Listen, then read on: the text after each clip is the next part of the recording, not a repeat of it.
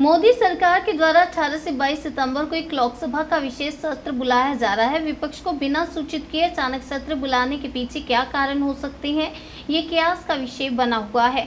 मोदी सरकार के द्वारा देश में एक राष्ट्र एक चुनाव करने को लेकर एक प्रस्ताव लोकसभा के आगामी सत्र में पास होने के कयास लगाए जा रहे हैं। मोदी सरकार के द्वारा एक राष्ट्र एक चुनाव को लेकर एक समिति का गठन किया गया, जिसके अध्यक्ष पूर्व राष्ट्रपति कोविंद है और उनसे कहा गया कि वह शीघ्र से शीघ्र अपनी रिपोर्ट सबमिट करें। फौजिया खान, सांसद राज्यसभा, राष्ट्रवादी कांग्रेस पार्टी ने हमारे संवाददाता हरेंद्र कौशल से बातचीत में बताया कि मोदी सरकार देश के संविधान को भंग कर सकती है। देश के संविधान को भंग करने की ओर मोदी सरकार का यह सबसे बड़ा कदम है। यह विपक्ष के साथ ही नहीं, देश के 140 करोड़ लोगों के साथ विश्वासघात है। कहा कि मोदी इंडिया गठबंधन को मजबूत होता देखकर बुरी तरह से घबरा गए हैं। मोदी सरकार को अपनी हार दिखने लगी है। फौजिया खान ने कहा कि मोदी जी की घबराहट में लोकसभा भंग कर नवंबर-दिसंबर में भी चुनाव कर सकते हैं। आने वाले समय में सत्ता में बने रहने के लिए भारतीय जनता पार्टी कई प्रदेशों की सरकारों को भी भंग कर सकती है और कई विपक्ष के नेताओं को ईडी, सीबीआई के द्वारा जेल भी भेज सकती है। लेकिन विपक्ष मजबूत है, वह डरने वाला नहीं। विपक्ष के नेता जेल जाने को भी तैयार हैं। पेश है हमारे संवाददाता की एक खास रिपोर्ट। नमस्कार, मैं हरेंद्र कौशल, आप देख रहे हैं मर्दानी 24 न्यूज़। देश की राजनीति में क्या आने वाला है बड़ा भूचाल। 28 से 22 तारीख तक विशेष सत्र की मांग की गई है। मोदी सरकार के द्वारा एक विशेष सत्र बुलाया गया है। विशेष सत्र तब बुलाया जाता है जब देश के बीच में कोई आपातकालीन जैसी स्थिति बनती है। अगर हम देखें तो सिर्फ 3 सत्र होते हैं: शीतकालीन सत्र, मानसून सत्र और बजट सत्र। उसके अलावा जब भी कोई सत्र बुलाया जाता है तो कोई ना कोई देश के ऊपर ऐसी विपदा आने वाली होती है, तब बुलाया जाता है। लेकिन अगर हम बात करें तो जब चाइना ने भारत की भूमि पर कब्जा करने की कोशिश की तब ये सत्र नहीं बुलाया गया। जब नोटबंदी के बीच में सैकड़ों लोग मर गए तब ये सत्र नहीं बुलाया गया। जब कोविड हुआ उस समय में जब लाखों के तादाद में लोग मारे गए तब ये सत्र नहीं बुलाया गया। अब इस सत्र को बुलाने का क्या कारण है? क्या इस सत्र के बीच में सरकार वन नेशन वन इलेक्शन की पॉलिसी लेकर आने वाली है? क्योंकि उसके लिए मोदी सरकार के द्वारा एक समिति का गठन कर दिया गया, जिसके अध्यक्ष पूर्व राष्ट्रपति कोविंद जी हैं। अब आज हमारे साथ मौजूद हैं राज्यसभा सांसद फौजिया खान। अब हम इन्हीं से जानते हैं कि ये जो सत्र लाया जा रहा है इसका लाने का क्या उद्देश्य है। क्या इसके बीच में वन नेशन वन इलेक्शन का सिद्धांत जो है अध्यादेश लाकर इसको पारित कर इसको लागू किया जाएगा?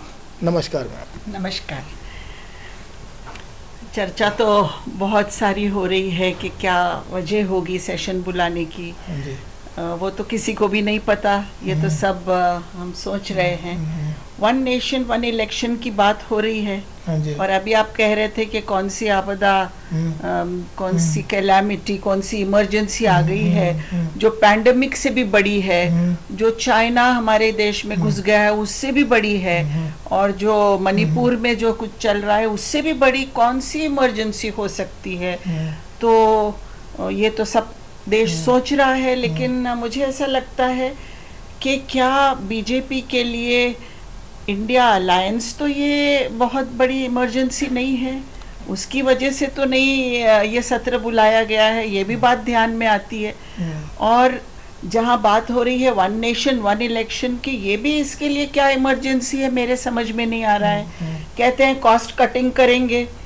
कॉस्ट कटिंग तो पैंडेमिक में जब कोविड के लिए वैक्सीनेशन के लिए पैसे खर्च करने की बात आ रही थी, ऑक्सीजन के लिए पैसे खर्च करने की बात आ रही है, तब तो सेंट्रल विस्टा बन रहा था, तब उन्होंने कॉस्ट कटिंग नहीं सोची। जब बड़े बड़े स्टैचूज बने हैं हजारों करोड़ रुपए की, तब देश के लिए कॉस्ट कटिंग नहीं सोची। सबसे ज्यादा तो जैसे ये कह रहे हैं ना कि भाई जो वन इलेक्शन से वन नेशन वन इलेक्शन से होगा ये कि जो सरकार का खर्चा बचेगा। लेकिन यही मैं आपसे बात करना चाह रहा था कि सबसे ज्यादा तो बीजेपी खर्चा करती है। अगर हम पिछली इलेक्शनों की बात करें तो $8 बिलियन इन्होंने खर्च किया। अगर हम इसके मतलब कि अगर रुपये में कन्वर्ट करें तो जीरो लगा लगा के थक जाएंगे। हाँ, तो मैं आपको वही कह रही हूँ कि ये जो बड़े बड़े इमरजेंसीज यानी जिसमें किए गए खर्च, सेंट्रल विस्टा इमरजेंसी थी, आपके स्टैचूज बनाना बड़े बड़े 3-3 हजार करोड़ के वो इमरजेंसी थी, एडवर्टाइजमेंट्स जो है वो खुद के योजनाओं के करना ये इमरजेंसी है। ये सब खर्च में तो कोई पीछे नहीं हटता है, और जहां हमारे लोकतंत्र का पाया हिलाने की बात होती है वहां आप खर्च कम करने की बात कर रहे हो। ये तो बड़ा अजीब सा लगता है। ये बात अगर आपको करनी होगी वन नेशन वन इलेक्शन, तो ये इतना सिंपल नहीं है, इसमें कॉन्स्टिट्यूशन इन्वॉल्व्ड है, बहुत सारे अमेंडमेंट्स करने होंगे, फेडरल स्ट्रक्चर को धक्का न लगे ये देखना होगा। हमारा जो 3 टियर गवर्नमेंट है, union government, state government, local self government, हर एक के प्रश्न अलग है, इश्यूज अलग है, उनके क्षेत्र अलग है, वोटर्स लिस्ट अलग है। ये सब कैसे बन जाएगी एक वोटर्स लिस्ट इतनी जल्दी?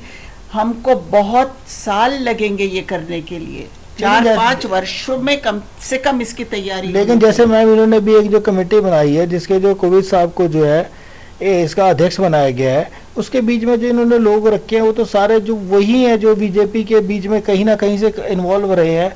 तो उस कमेटी के बीच में इन्होंने एक चीज़ रखी है, अगर मैं आपसे बात करूं तो बात ये है कि जब भी अगर ये इस प्रकार का अगर वन इलेक्शन का अगर ये सिद्धांत लेके आते हैं तो उनको स्टेट से ही पूछना पड़ेगा, स्टेट में भी 2/3 बहुमत से उसको पास करवाना पड़ेगा। लेकिन उसके लिए इन्होंने क्या किया कि उसके बीच में एक लाइन लिख दी है कि क्या उनसे पूछना जरूरी है नहीं है, ये भी कमेटी डिसाइड करेगी। तो इसको कैसे देखते हैं आप? मुझे तो ये बहुत बड़ा मजाक लग रहा है कि जब आप इतना बड़ा फैसला कर रहे हो, स्टेट्स के इलेक्शन का फैसला कर रहे हो, लोकल सेल्फ गवर्नमेंट के इलेक्शन का फैसला कर रहे हो, उनसे कंसल्ट नहीं करोगे? वो भी आप तय करेंगे कंसल्ट करना चाहिए क्या नहीं? तो संविधान की धज्जियां को क्यों उड़ा रहे हो आप? संविधान में तो ये साफ साफ बयान है कि फेडरल स्ट्रक्चर में स्टेट्स के अधिकार क्या हैं। और ये कमेटी में आपको मल्लिकार्जुन खड़गे जी का नाम क्यों समझ में नहीं आया? राज्यसभा के एलओपी क्यों नहीं आपने लिया है? आप इनको भी, जो चौधरी जी को आपने वो लिखा है, मैंने उनका ट्वीट पे वीडियो देखा है कि उनको आधी रात को सेक्रेटरी का फोन आया, कोई पेपर्स नहीं, कोई नहीं, आप इस कमेटी में मेंबर बनोगे क्या? इस तरह से करते हैं किसी को इनवाइट। तो ये सारी चीजों का मजाक बन रहा है, ऐसा मुझे लगता है। देखिए ना, जैसे कमेटी है इसके बीच में कोई पूर्व जो है वो चीफ जस्टिस होना चाहिए था, कोई इस तरीके का व्यक्ति होता जो कानून को जानता। अब अमित शाह जो 2nd नंबर के व्यक्ति है, उनको कानून के बारे में क्या पता है? वो कानून को क्या जानते हैं? कमिटी में एक्सपर्ट्स नहीं है, स्टेट से कंसल्टेशन नहीं हो रहा है, आर्मी से कंसल्ट करना चाहिए था कि इतनी बड़ी यंत्रणा लगानी है, आप सारे सिक्योरिटी कैसे करेंगे अरेंज, आप वोटर्स लिस्ट कैसे बनाओगे, एक वोटर्स लिस्ट सबके लिए, आप हर एक के लिए आधार कार्ड कैसे सबके लिंक करोगे हर चीज से?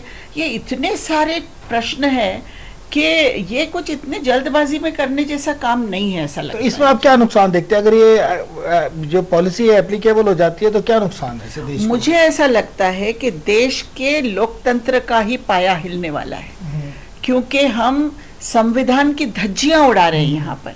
अगर संविधान को अमेंड करना है तो स्टेट्स को भी वो अमेंडमेंट 2/3 का करके 2/3 स्टेट्स ने वो देना होगा यहाँ पर। इतनी सिंपल बात ये नहीं है। अगर मैम अगर हैंग असेंबली बनती है, जैसे ये कह रहे हैं कि मान लिया कि ये एप्लीकेबल हो जाएगा, वन नेशन वन इलेक्शन हो जाएगा, तो सपोज अगर कोई सरकार बनती है और हैंग असेंबली बनती है और उसके बाद वो सरकार गिर जाती है, समर्थन वापस ले लेता है 2 साल बाद, 3 साल बाद या 1.5 साल बाद, तो फिर क्या रहेगा कि इसमें राष्ट्रपति शासन रहेगा? मुझे तो लगता है ये इलेक्शन को आगे बढ़ाने की स्ट्रैटेजी दिख रही है, अगर इस तरह सोच हो रही है तो।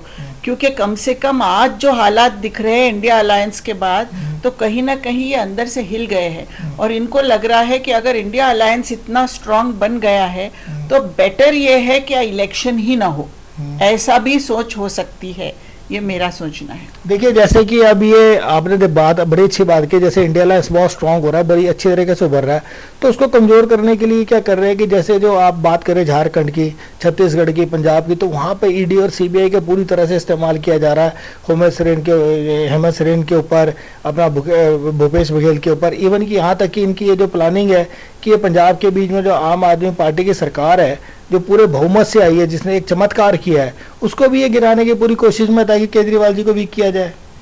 मुझे तो लगता है कि कुछ बीमारी हो गई है सरकार को कि खुद का भ्रष्टाचार इनको दिखता ही नहीं है। इनको सिर्फ ऑपोजिशन में भ्रष्टाचार दिखता है और ऑपोजिशन पे हल्ले करते हैं ताकि वो कमजोर हो जाए, और उनको कमजोर करके किसी तरह या अलायंस को धक्का लग जाए और लोग डर जाएं। अभी आप सुनिए महाराष्ट्र की बात कि प्रधानमंत्री जी ने, आदरणीय प्रधानमंत्री जी ने स्वयं कहा था कि एनसीपी सबसे भ्रष्ट पार्टी है।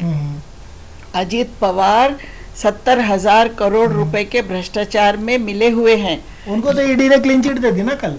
हाँ, तो फिर वो जब अजीत पवार पे प्राइम मिनिस्टर जैसे इतना ऊंचा व्यक्ति कमेंट करता है, फिर अजीत पवार उनके साथ अलायंस में चले जाते हैं तो क्लीन चिट हो जाती है। ये कमाल कैसे हो रहा है? तो साफ साफ बात है कि ये जो एजेंसीज है इनका दुरुपयोग हो रहा है, लोगों को धमकाया जा रहा है, और कोई भी सोचता है कि जेल में जाने के बाद हमारी फैमिली को तकलीफ होगी, बाल बच्चे सफ़र होंगे, तो लोग दब जाते हैं, डर जाते हैं। तो कहीं लोभ दिखाया जा रहा है, कहीं डराया जा रहा है, और इस तरह से हम अपने लोकतंत्र को ख़त्म कर रहे हैं। देखिए मैम, जैसे जो ये सत्र बुलाया गया है, इसके बीच में कहीं ऐसा तो नहीं कि ये जो लोकसभा भंग करके अब ये अर्ली, जैसे पहले अब चुनाव तो मई में होने हैं, लेकिन ये नवंबर दिसंबर में चुनाव करा देंगे? अभी पता नहीं इनके दिल में क्या है, अलग अलग लोग विचार कर रहे हैं। ये भी हो सकता है कि चुनाव एक साथ जल्दी कर लें, ये भी हो सकता है कि चुनाव बहुत दिनों के बाद करें ताकि अभी कोई वो नहीं रहे, जब तक और कोई ना कोई कारनामा ऐसे कर लें कुछ धक्कादायक के लोग फिर इनके साथ जुड़ जाए।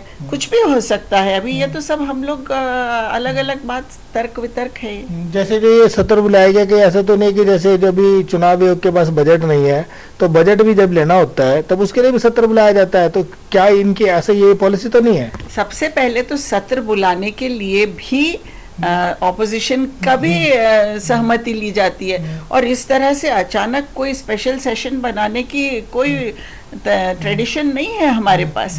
कहाँ बुलाया गया? कभी देखा है आपने स्पेशल सेशन? आज क्यों बुलाया गया है जबकि कोई ऐसी इमरजेंसी की बात नहीं है? जब मणिपुर की बात के लिए कह रहे थे तो प्राइम मिनिस्टर को तो 2 मिनट भी बात करना गवारा नहीं था। मणिपुर की सिचुएशन पे लोकसभा में 2 घंटे 15 मिनट का भाषण किया, उसमें मणिपुर पर 2 मिनट बात नहीं की, जबकि वो इतनी ज्यादा इमरजेंसी की सिचुएशन है।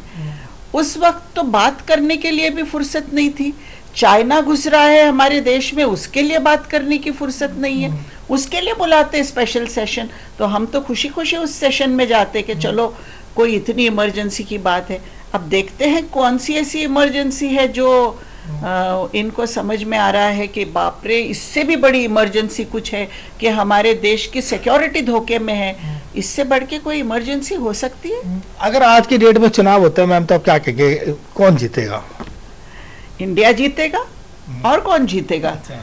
इतना बड़ा अलायंस बना है, हर बिल्कुल डेमोक्रेटिकली बातचीत चल रही है, और इसकी मजबूती जो विल पावर है हर एक का, वो अगर हम देखें तो ऐसा लगता है कि ठान ली है हर पार्टी ने कि हमको किसी हालत में जीतना है। जैसे जो अगर हम बात करें 2019 के इलेक्शन की, तो उस समय अगर हम बात करें तो जो भी पार्टियां थी जिन्होंने जहाँ से भी इलेक्शन लड़ा, हम कांग्रेस की बात करें, हम एनसीपी की बात करें, हम सपा की बात करें, तो कई ऐसी जगहें थी जहाँ पर ये दूसरे नंबर पर रहे हैं। 326 सीटें ऐसी थी जिसके ऊपर की विपक्ष दूसरे नंबर पर रहा था, और अगर हम वोट प्रतिशत की बात करें तो 67% वोट जो है अभी भी विपक्ष के साथ है।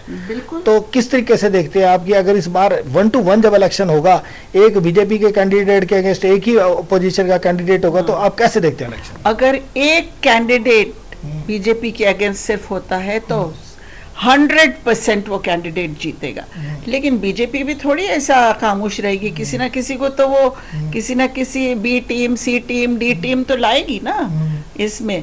तब भी इंडिया की स्ट्रेंथ बहुत है। इंडिया ये कोशिश में है कि बीजेपी के सामने वाली वोट का बंटवारा न हो, क्योंकि सिर्फ वोट के बंटवारे की वजह से बीजेपी सत्ता में आई है, बाकी और कुछ नहीं। तो आप ये कहेंगे कि जो वोट के बढ़ने की वजह से आई है कि कई ईवीएम भी कुछ फैक्टर है इसमें? हो सकता है, क्योंकि अगर ईवीएम में टैंपरिंग मुमकिन है, ऐसा कई जगह पे कहा गया है, तो अगर टैंपरिंग मुमकिन है, अगर कई जगह हम देखते हैं कि रिमोट कंट्रोल से आजकल हर चीज़ पॉसिबल हो रही है, तो ईवीएम क्यों नहीं हो सकता है पॉसिबल? ये बात तो ध्यान में है, तो that is a possibility definitely. धन्यवाद।